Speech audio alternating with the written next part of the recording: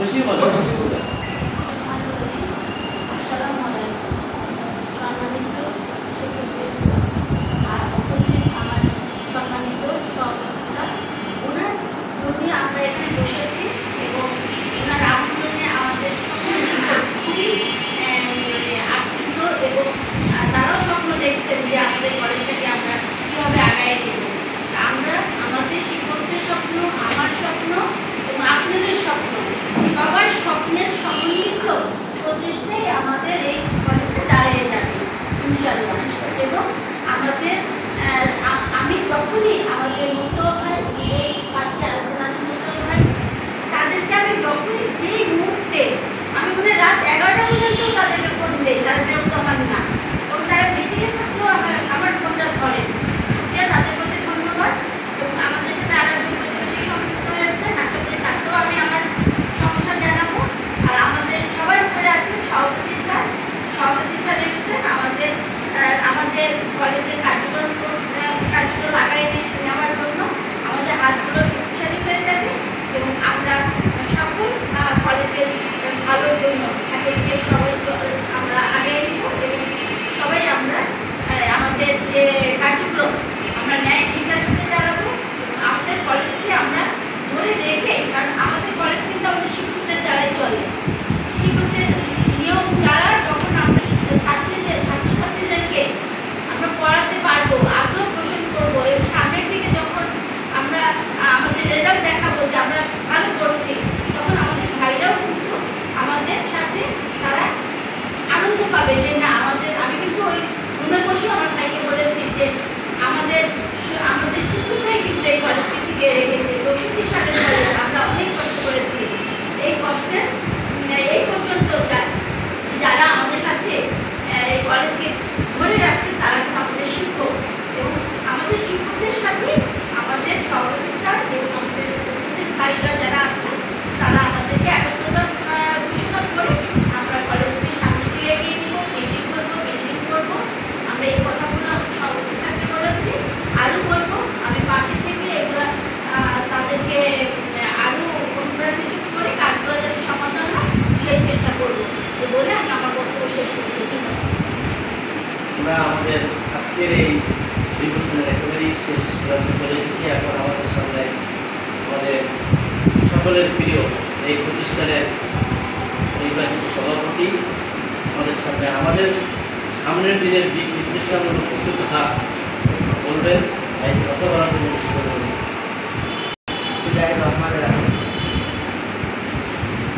কলেজে শিক্ষক মন্ডলীতে নিয়ে আজকে এই সমাবেশে কলেজের সম্মানিত অধ্যক্ষ, উপস্থিত আমাদের ব্যক্তিবৃন্দ এবং আমার সম্মানিত শিক্ষক শিক্ষিকা সবাইকে সালাম শুভেচ্ছা। আসসালামু আলাইকুম ওয়া রাহমাতুল্লাহি। আমি শুরুতে মহান রাব্বুল আলামিনের দরবারে তাদের শাহাদাত কবুল করছি, যাদের রক্তের বিনিময়ে আজকে আমরা এই জায়গায় আসতে পারছি। সকল আমাদের গরিব মুজাহিদ সন্তান ভাইয়েরা বোনেরা যদি ত্যাগ না করতে, তাহলে ফ্যাসিস্ট সরকারও যাবে না, আমরা এই ধরনের একটা পরিবেশ পেতাম না। আল্লাহ ভালো জানেন আল্লাহ কখন কীভাবে যাতে লেবার করবেন, না হলে আপনাদের এই কলেজের জায়গাটা লেবার দেহাত হচ্ছিল হয়নি। আল্লাহ রহম করবেন এতগুলো ভাই বোনের রিজিক, তাদের পরিবার সবগুলো রিজিকের সাথে জড়িত ছিল। এই কলেজটা আছে, ছাত্ররা আছে, আপনাদের রিজিক হচ্ছে, আপনারা শিক্ষকতা করছে। বন্ধ হয়ে গেলে এক একজনের জীবন এক এক রকম ক্ষতির সম্মুখীন হচ্ছে। আমি সেই সকল শাহাদাত কামনা করছি আল্লাহর কাছে, এবং যারা চোখ দিয়েছেন, হাত দিয়েছেন, বিভিন্ন ত্যাগ করেছেন, যারা এখনো অসুস্থ তাদের আল্লাহ সুস্থতাটা দ্রুত এবং তাদের উপরে রহমত নাজিল করেন। তাদের যে ব্যথা বেদনাগুলো আছে আল্লাহ যেগুলো সেগুলো নতুন করে দেন, তাদের একটা কাজের একটা অবলম্বন তৈরি করে দেন, আমাদের খুবই কষ্ট লাগে। এই যে অন্তর্বর্তীকালীন সরকার যারা এই ত্যাগের উপরে দাঁড়ায় আছে, অথচ তাদের চিকিৎসাটা সর্বপ্রধান কর্তব্য হওয়া উচিত ছিল, সেটা ব্যর্থ হয়েছে। কয়েকজন ভাই তারা অসুস্থ, তাদেরকে ট্রিটমেন্ট বিদেশ থেকে করানো গেল, দেশের টাকা কত টাকা লুটপাট হয়ে গেল, তাই না? অথচ তাদের কারণে দেশটা লাইন পেল, প্রতিবাদ পেল, তাদের দিকে এক সরকার দেখাচ্ছে। আরও কষ্ট লাগে, সেই পুরাতন বন্দোবস্ত থেকেই দেশ চলে যাচ্ছে। এবং ছাত্ররা তাদের যে স্লোগান ছিল উই ওয়ান্ট জাস্টিস, আমরা নতুন বন্দোবস্ত চাই। কেমন দেখেন, এখন অনেক দল অনেক ধরনের কথা বলতেছে, কিন্তু ওই আন্দোলনের সময় তারা কোথায় ছিলেন, তাই না? তার কি ভূমিকা আপনারা দেখছেন? আচ্ছা বলেন, রিসেন্ট সিরিয়া থেকে অভ্যুত্থান হলো, বিপ্লব হলো, তারা কেমন করে চলতেছে আমরা একটু দেখি না? খুব ঘুরে পেপার পত্রিকা টেলিভিশন আমরা দেখি না? সেখানে কিন্তু একটা ছোট্ট কমিটি করে একটা সংবিধান করছে, সেই সংবিধানের আলোকে এখন তারা চলতেছে এবং আগামী ইলেকশন। এরপরে আমরা আরও তো দূরে যাই, 1993 সালে নেলসন ম্যান্ডেলা দেশ থেকে বেরোলেন, বিপ্লব, সেখানেও একটা কমিটি ছিল, একটা ছোট্ট সংবিধান করে সংস্কার। এই সংস্কারের পরে ইলেকশন হচ্ছে, নেলসন ম্যান্ডেলা বেঁচে। এখন বলে যে সংবিধান আমাদেরকে এই 17 বছর, আমি মনে করেন 72 সালে যে সংবিধানটা ছিল, সেই সংবিধান এই জায়গায় আছে বলে 72 সালের পরে একটা ছিল 75 বছর, 75-এর পরে আপনার সামরিক সরকার আসছে, এরপরে আবার সামরিক সরকার আসছে, এরপরে আবার এই 15 বছরে কাটাছেড়া হচ্ছে, বলে ওই জায়গায় আছে, জায়গা তো নাই। আমরা যারা ইউনিভার্সিটিতে লেখাপড়া করি, প্রথম একটা নোট দেয়, ঠিক আছে, সেই নোটটা ফটোকপি হয়, মূল কপি আর ফটোকপি ডিফারেন্স হয়ে গেল না? এরপর বইটা আরও কপি হয়, বইতে হতে লাস্টে দেয়া লেখা বোঝাই যায় না, তখন প্রথম যে লেখা ছিল ওই লেখার উল্টো হয়ে গেছে। তাহলে যে ছাত্র এই যে কপি করতে করতে করতে বই যায় গেছে, সে কিন্তু বুঝতেছে না, কারণ সে কিন্তু ক্লাসে যাচ্ছে না, সে ওই নোট করে লিখতেছে। এখন যিনি স্যার ক্লাস নিচ্ছে তিনি বুঝতে পারছেন যে ছাত্র যে কোশ্চেন করছে উত্তর দিচ্ছে অন্য জিনিস, ঠিক আছে না? এই যে কপি করলে যেটা হয়, আজকে আমাদের সংবিধান ওই জায়গায় নাই। আমাদের বন্ধুরা তারা বলতেছেন যে আপনারা নতুন সংবিধানের কথা বলতেছেন, সংবিধান তো একটা আছে, আমরা কেন নতুন সংবিধান নেব? বলে এই সংবিধান তো আগের সংবিধান নাই, সংবিধান কপি কপি করতে অনেক কিছু হয়ে গেছে, যেহেতু বিপ্লব হয়েছে নতুন কিছু নাই। আপনারা এই সংবিধানকে যেগুলো অপ্রয়োজনীয় বাদ দেন, যেগুলো কিছু প্রয়োজনীয় ঢুকান, ঠিক আছে না? আছে একটা ফরম্যাট আছে, সেখানে কিছু কাটা টপ করে দেন, কিছু সংযুক্ত করেন। এরপরে ঐক্যমত্য কমিশনের যেগুলো আলোচনা হচ্ছে, এই আলোচনাগুলো সংবিধানে ঢুকায় দেন।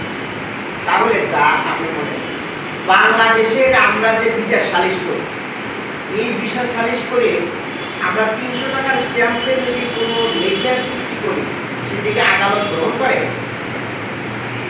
আদালত ওইভাবে গ্রহণ করে না। যেটা রেজিস্ট্রি চুক্তি করা হয় সেটা হলো আইনগত ভ্যালু আছে। 300 টাকার জুডিশিয়াল স্ট্যাম্পেও আমরা আইনগত ভিত্তি পাই, আর 7 টাকার মধ্যে লিখে ভিত্তি পাই গেল, এটা সহজ। এইভাবে 24-এর এই বিপ্লবটাকে বিভিন্নভাবে প্রভাবিত করা হচ্ছে। আমরা আশা করব আমাদের এই কথাগুলো পেপারের মাধ্যমে সরকারের কাছে যান, সরকারের বোঝা হোক তারা কেমনি এখানে আসছেন, কিসের ভিত্তিতে শুধু আপনারা পুরস্কারের মূর্তি, তাই না? পুরস্কার মানে আমরা লাভ করে গেছি, তাই না? সুযোগ সুবিধা নিচ্ছে, তাদের বদলতে নিচ্ছে এই শহীদদের রক্ত, আহত কুমোদের ত্যাগের জন্য। অতএব আপনার নতুন বন্দোবস্ত একটা ব্যবস্থা, তাহলে জাতি আপনাদেরকে চিরজীবন মনে রাখবে।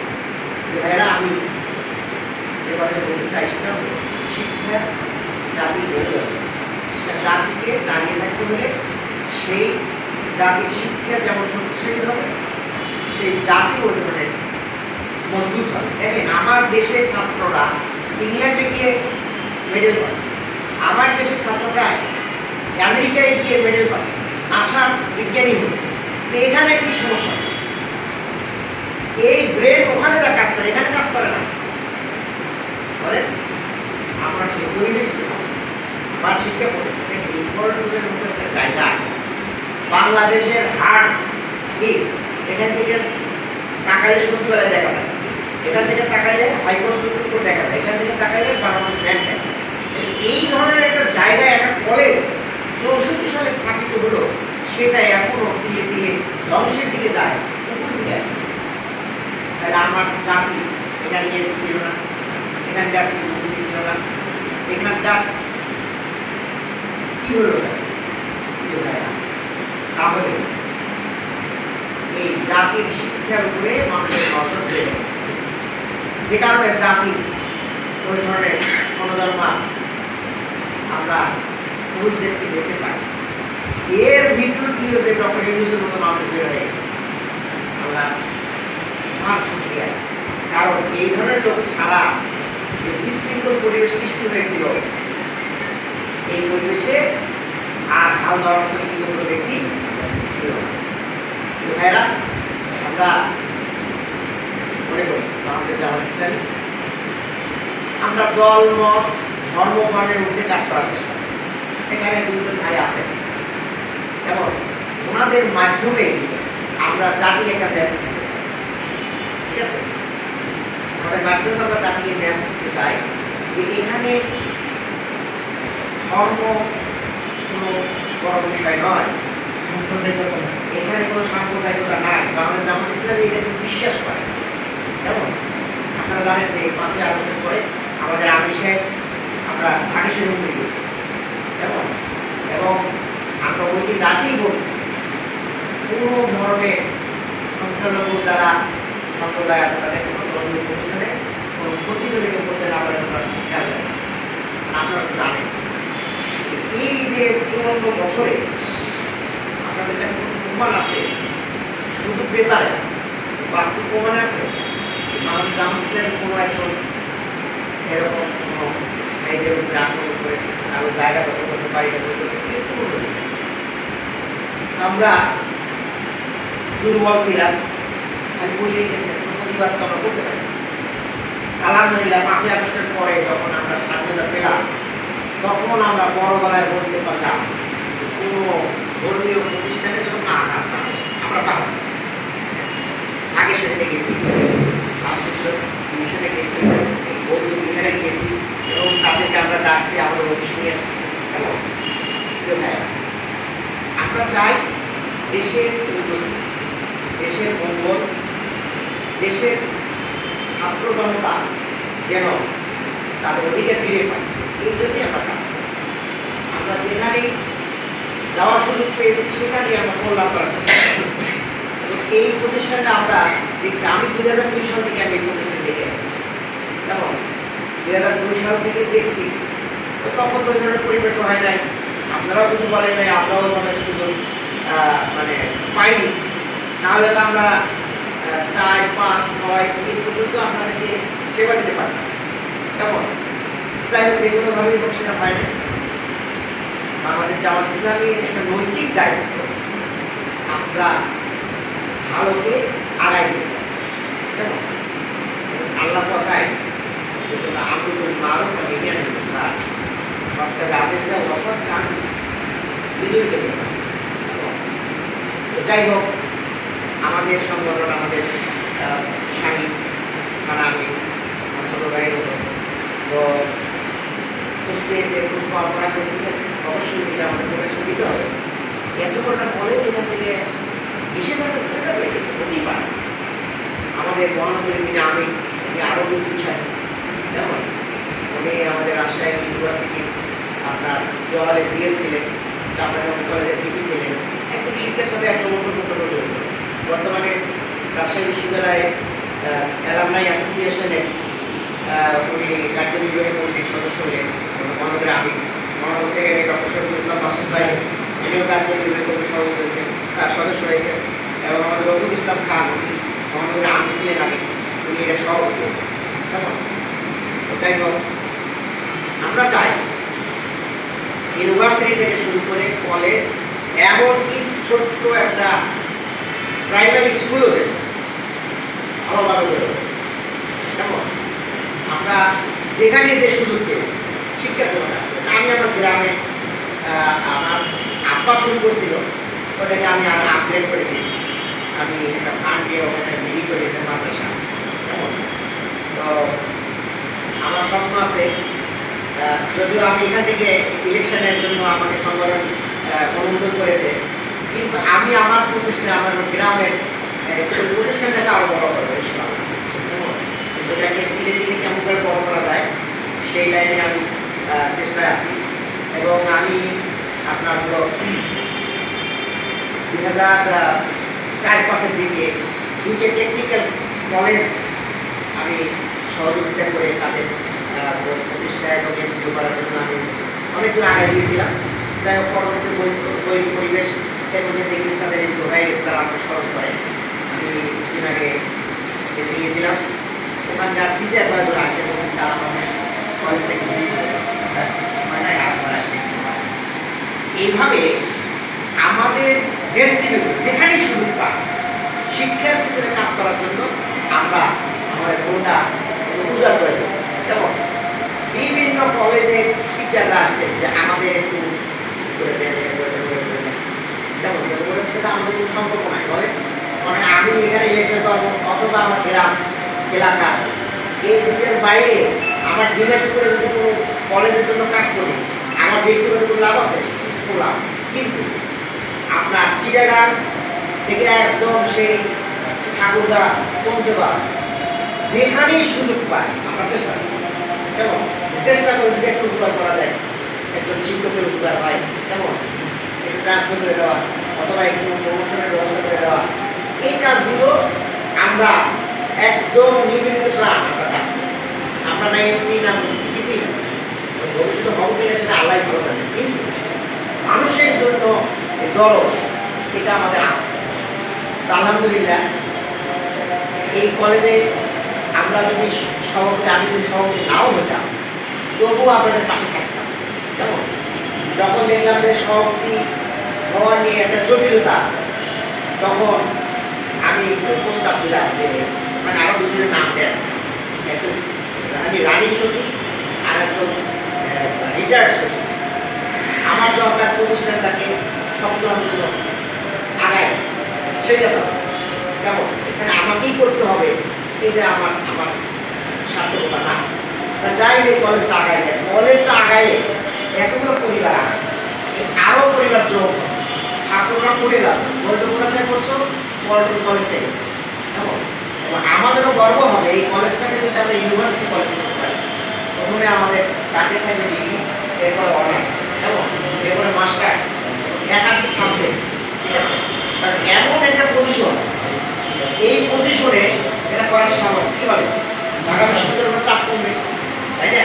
আর এখানে একটা ইন্টারমিডিয়েট সেকশনটা ভালো থাকে, এরা এখান থেকে যেন বড় বড় জায়গায় চান্স পায়, ইঞ্জিনিয়ার, ডাক্তার, এবং আরও দেশ বিদেশে তাদের মানে মেধা ছড়াই পড়বে, এটা আমাদের কাজ।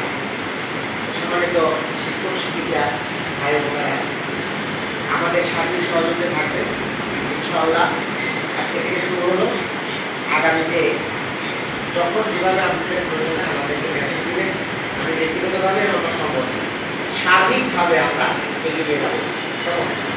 এবং এই কলেজ যেন আদর্শ কলেজ হয়, এখানে ছাত্র ছাত্রীদের সরকার উপকূলিত থাকবে এবং এখানে হোস্টেল হবে, এখানে লেখাপড়ার একটা পরিবেশ থাকবে এবং এখান থেকে সব কিছু সুযোগ সুবিধা পাবে, যাতায়াতের জন্য কোনো সুযোগ, রাস্তাঘাট, ট্রেন এবং মানে বাস যোগাযোগ সব কিছু এখানকার একটা অবারিত সুযোগ তারা পাবে ইনশাআল্লাহ। আমরা আমাদের পক্ষ থেকে সার্বিক সহযোগিতা আমরা করবো, ছাত্র হাজির করা, তারপরে ডেভেলপমেন্ট করা। আপনাদেরও কিছু কাজ, আপনাদের ভিতরেও কোথায় কেমন আপনাদের টিচার কমিউনিটির মধ্যে থাকতে হবে, আরও যারা মানে স্টাফ আছে সবাই মিলে এই প্রতিষ্ঠানের গোপনীয়তা রক্ষা করবে। এখানকার ইনফরমেশন বাইরে যেন চলে না হয়, এখানকার দুর্ঘটনাগুলো মানুষগুলো না জানে, এগুলো আপনাদের খুব শক্তভাবে আপনাদেরকে হ্যান্ডেল করতে হবে। ঐক্য বজায় রাখবেন এবং পরিশ্রম করবেন। আর আমাদের সহযোগিতায় ইনশাআল্লাহ আগামী দিন এই কলেজ আরও এগিয়ে যাবে। আপনাদের সাথে সফলতা কামনা করছি এবং আমাকে এই সুযোগটা যে আপনারা দিয়েছেন এই জন্য আমি আন্তরিকভাবে কৃতজ্ঞ এবং আপনাদেরকে ধন্যবাদ মোবারকবাদ জানাচ্ছি। এই ধরনের একটা বিরাট সুযোগ করে দেওয়া। আগামী দিনে ইলেকশন আসতেছে এবং আমার জন্য আপনারা দোয়া করবেন এবং কাজ করবেন, ওটা সংগ্রহ করা স্যার প্রত্যেকে এখানে যারা সবাই যেখানে দায়িত্ব পালন করবেন সেখানে শক্তভাবে ফেস করবেন। আর যেখানে যে বসবাস করেন এই এলাকার তাদেরকে যেখানে পাবেন তাদেরকে একটু বলবেন। আমরা চাই দেশের একটা পরিবর্তন চাই, দেশ গতানুগতিকভাবে চলবে, এটা আমরা চাই। আমাদের আমির সাহেব ঘোষণা দিচ্ছেন যে আমরা যদি দায়িত্ব পাই তাহলে আমরা কোনো প্লট নেই, আমরা দরখাস্তই করব প্লটের জন্য। আমরা কোনো ট্যাক্স ফ্রি গাড়ি ব্যবহার করব না, আমরা সরকারি কোনো প্রজেক্টে টাকা নিজেরা হ্যান্ডেল করব, ঠিক আছে? কোনো টাকা আমরা হাঁটবো না, টাকার মতো যারা প্রজেক্টে কাজ করবে তারা কাজ করে শেষ করে দেবে। আমাদের অনুকূল আছে। আমরা বিশ্ববিদ্যালয়ের হলগুলোতে যখন টাকা বরাদ্দ পাইতাম কাজ করে সেইটাকে হিসাব নিকাশ করে যে কয়েক টাকা বাঁচবে ওটা আমরা ফান্ডে জমা দিচ্ছি। এইটা দেখার পরে প্রভোস্টরা আমাদেরকে ডেকে চলে পানি চাইছে, কেমন বলতে ভালোভাবে বলা উচিত। উনি আদর্শিকভাবে আমাদের বা আমরা ডাক, কিন্তু বলছে যে তোমাদের মতো এই নজির আমরা দেখি। এর আগে যারা আসে শুধু তসরফ করছে, আর তোমরা ভাউচার দিয়ে টাকা ফেরত দিলে এত ইতিহাস আছে। আমরা সেই সময় আমরা সরকারি কোনো টাকা হাত দিয়ে ধরবো। আল্লাহ যদি আমাদের সুযোগটা দেন, জনগণ যদি সেই সুযোগটা আমাদেরকে তৈরি করে দেয়, তাহলে আমরা জাতিকে একটু জিনিসটা উপহার দিতে চাই যে এই দেশ 5 বছরও লাগবে না চেঞ্জ হওয়ার, কেমন চেঞ্জ হওয়ার জন্য 5 বছর লাগবে না। শুধুমাত্র যদি যাদের জাকাত আছে এই জাকাতের টাকাটা যদি সঠিকভাবে দেয়, ইনকাম ট্যাক্সটা সঠিকভাবে দেয়, তাহলে দেখবেন যে এই দেশে টাকা কোনো হবে না, বিদেশ থেকে হাত দিতে হবে। কেমন আমাদের লোকজন জাকাত কি করে, জাকাত নিয়ে শাড়ি কিনে দেয়। আচ্ছা বলে আমার তো শাড়ির দরকার নাই, আমার তো খাদ্য দরকার, ঠিক আছে না? আমাকে যদি ক্যাশ টাকাটা দেন আমি তো খাদ্য কিনতে পারবো, আপনার শাড়ি কিছু করবেন না। আমি ওই শাড়ি নিয়ে বিক্রি করবো, বিক্রি করতে তো আমি অর্ধেক টাকা পাবো। আর শাড়িগুলো এমন ওই শাড়ি নিয়েও কিনবে না, ঠিক আছে না? সবার তাহলে এই দেশের যে রিসোর্স আছে এই রিসোর্সগুলো দিয়ে দেশকে পরিবর্তন করা হয়। তাহলে দেশের সুযোগ আমাদের দেয়, আমরা দেখাবো ইনশাল্লাহ। আর কলেজটাও যেন সবাই মিলে আপনাদের পক্ষ থেকে এগিয়ে আসবেন, আমরা সহযোগিতা করবো। আপনারা আমাদের এই পরিবারের অংশ, আমরা আপনাদের পরিবারের অংশ। জামাত এই কলেজের একটা পরিবারের সদস্য, আর আপনারা প্রত্যেকটি এক একজন সদস্য। তাহলে সম্মিলিত আমরা এই সদস্যরা ভাই বোনেরা মিলে এই কলেজটাকে আমরা আগামী দিনে আমাদের সেই টার্গেটে নিয়ে যেতে চাই। আল্লাহ আমাদের আপনারা আপনাদেরকে আবারও ধন্যবাদ।